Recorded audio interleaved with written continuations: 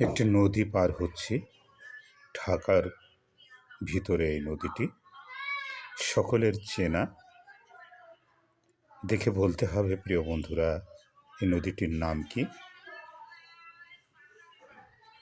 এই নদীটি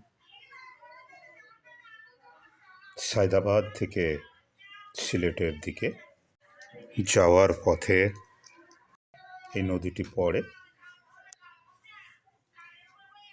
চেনা এবং জানা থাকলে লিখে জানাবেন এই নদীটির নাম।